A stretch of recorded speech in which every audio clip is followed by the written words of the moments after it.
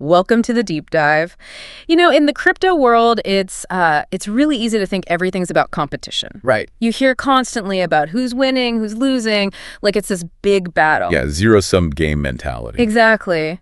But just what if, that's not the whole story. What if two things that seem kind of similar are actually, working together, complementing each other? That's a really interesting angle.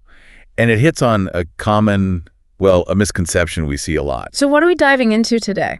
So for this deep dive, we're going to unpack that idea, specifically looking at XRP and XPR, two different digital assets. Okay, XRP and XPR. Got it. Yeah, and we're using a piece by Echo called XRP versus XPR. It's not a competition, it's complementary as our guide. Not a competition, it's complementary. All right. So the mission here is to clarify what each one actually does, show how they might actually fit together in this evolving financial world. And hopefully give everyone listening a clearer picture. Exactly. How these pieces connect. Okay, so the article kicks right off saying, not competition, it's complementary.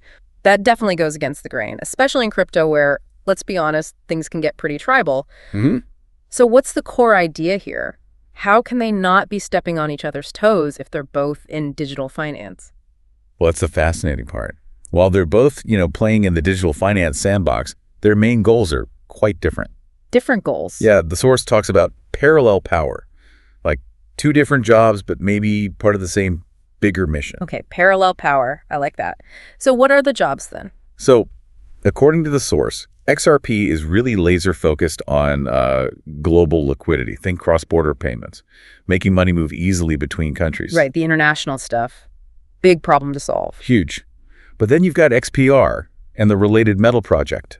Their focus, it's described as building the U.S. banking rails. Ah, okay. Domestic focus. Exactly. Full compliance, instant settlement, and really importantly, direct access for credit unions and, everyday Americans. So one's looking outward globally, and the other's building infrastructure inward within the U.S. Precisely.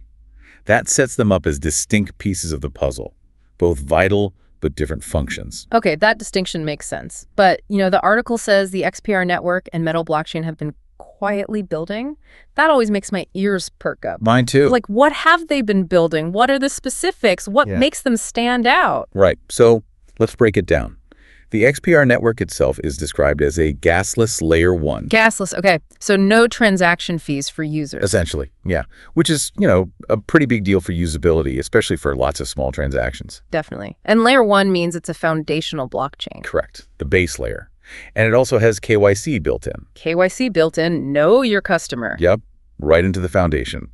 That signals a huge focus on regulatory compliance from the NOCO. Which is obviously critical for banks and traditional finance adoption. Absolutely. Plus, it supports DeFi, NFTs, and it's aligned with ISO 2022. ISO 2022. That's the financial messaging standard, right? The language banks use. That's the one. So it speaks the same language as the global financial system. That's key for integration. Okay, so that's XPR network. What about Metal blockchain? It's called a layer 0. Right. Think of layer 0 as like the foundation for blockchains. It allows different layer 1s to connect and communicate. It's infrastructure for the infrastructure, if that makes sense. Gotcha. Deeper level. And here's the really big piece.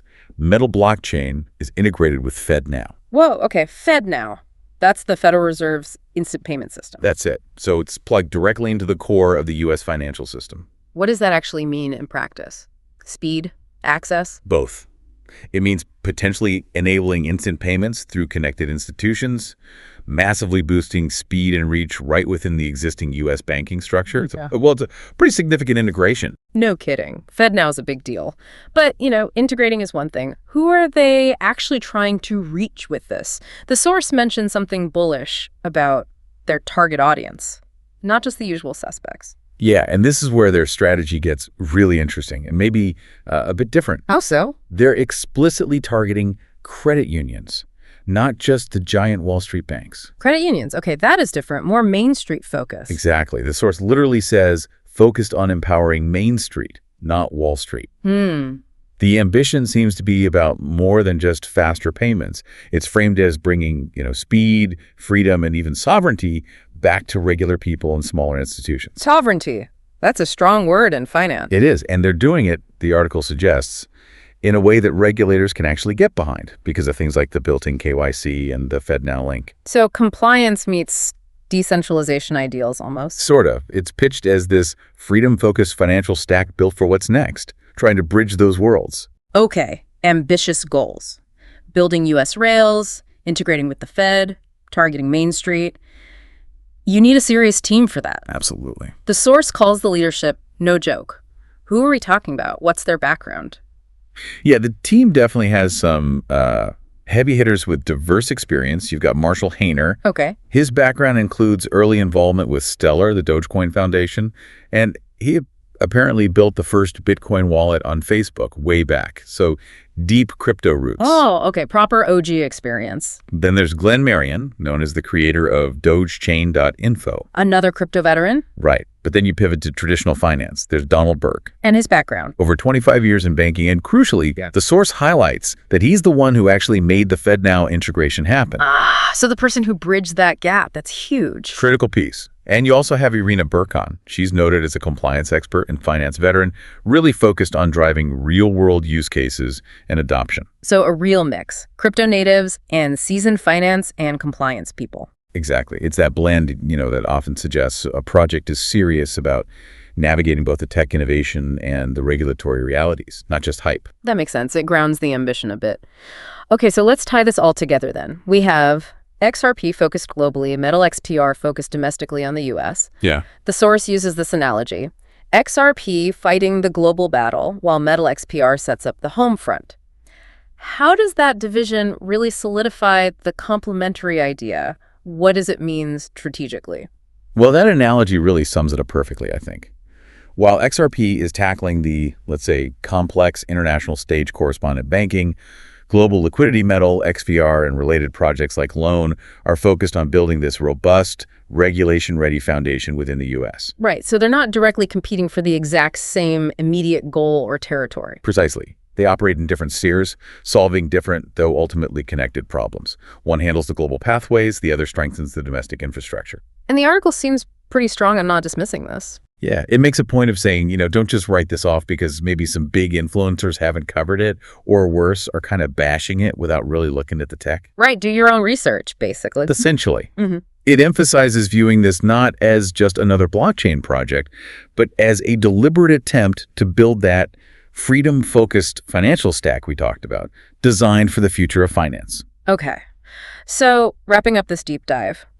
It seems pretty clear, based on this source at least, that XRP and XPR aren't locked in some deathmatch. Doesn't look like it, no. It's more like specialized roles, different players solving different parts of a really big puzzle in digital finance. Complementary, like the title says. That's the core takeaway. Different objectives, different focus areas, but potentially synergistic in the bigger picture. So maybe a final thought for our listeners to chew on. Yeah, absolutely. Think about this. What could the real implications be if you have a truly regulation-ready, U.S.-based financial infrastructure built on blockchain, especially one that's actively trying to empower credit unions, small banks, Main Street? What does that actually unlock? New possibilities for everyday banking, faster access. Maybe. And how might it change how we think about financial freedom or sovereignty in this digital age? It really pushes you to ask, what does that future actually look like for you? For me, when traditional finance and this new tech truly start working together, complementing each other. That's a big question. Definitely something to think about long after this conversation.